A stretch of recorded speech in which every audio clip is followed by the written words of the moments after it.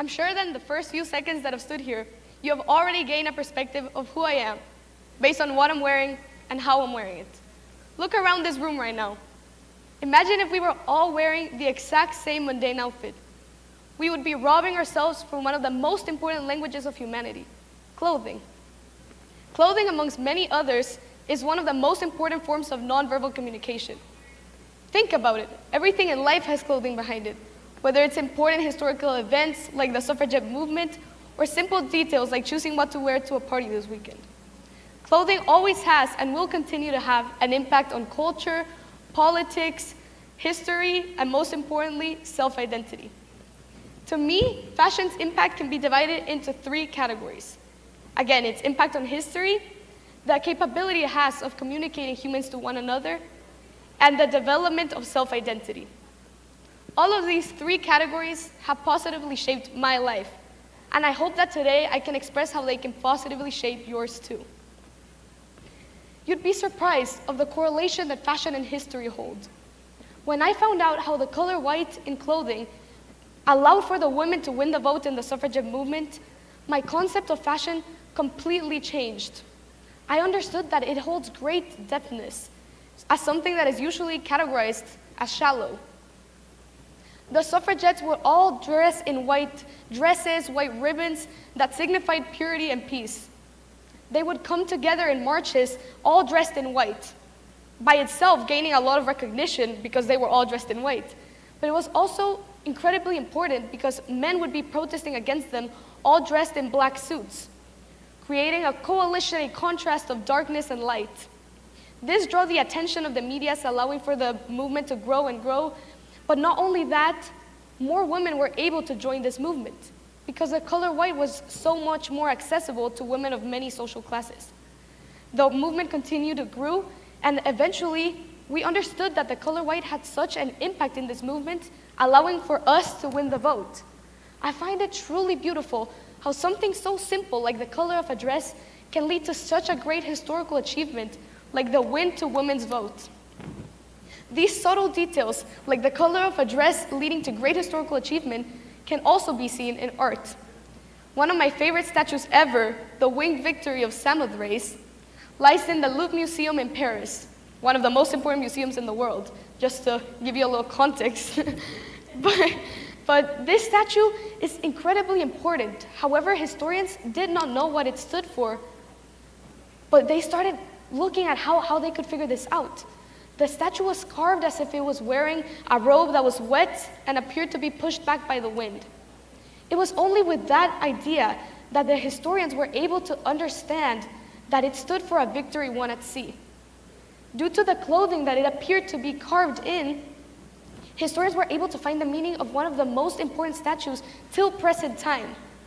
It's incredible how clothing has such an impact on past and present in historical movements, historical art, everything. From history and its achievements to present time capability of connecting one another, clothing continues to prove its importance. Have you ever been in a situation where someone's clothes just speak to you so loudly that you forget to pay attention to anything else? That might just be my dramatic nature speaking, but I've been in a few of those situations myself.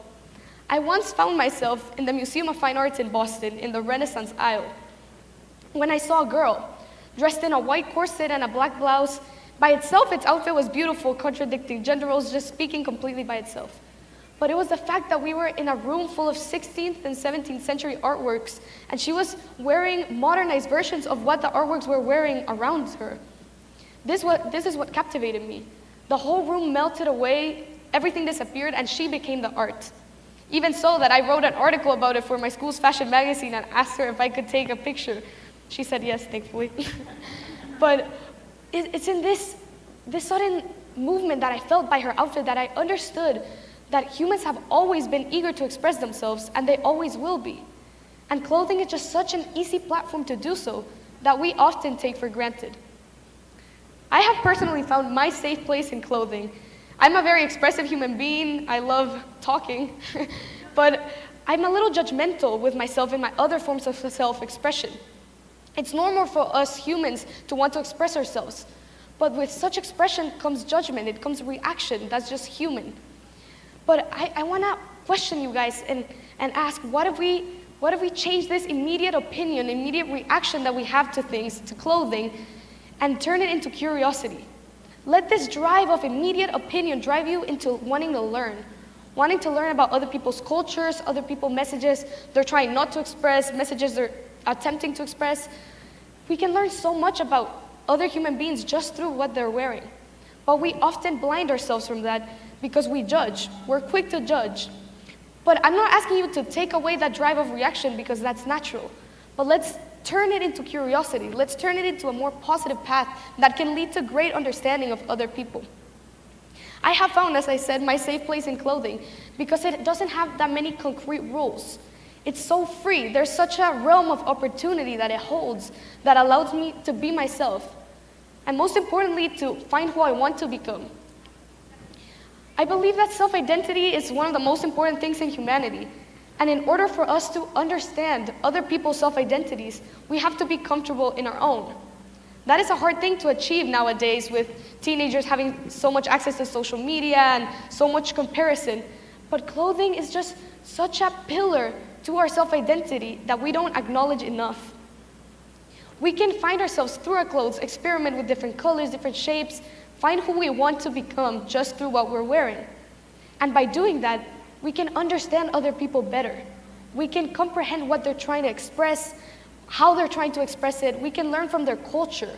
And just by understanding ourselves first, we can begin to create so many amazing things with other people. I believe that our society now more than ever needs a platform to unite. We're very polarized with politics, very controversial views in all things. But clothing unites us as humans. We all have to dress every day. Why don't we use our clothes to find who we are so that we can learn from others? I encourage everyone listening to me today to find their self-identity through their clothing so that we can open our minds to other people and learn from them. Thank you.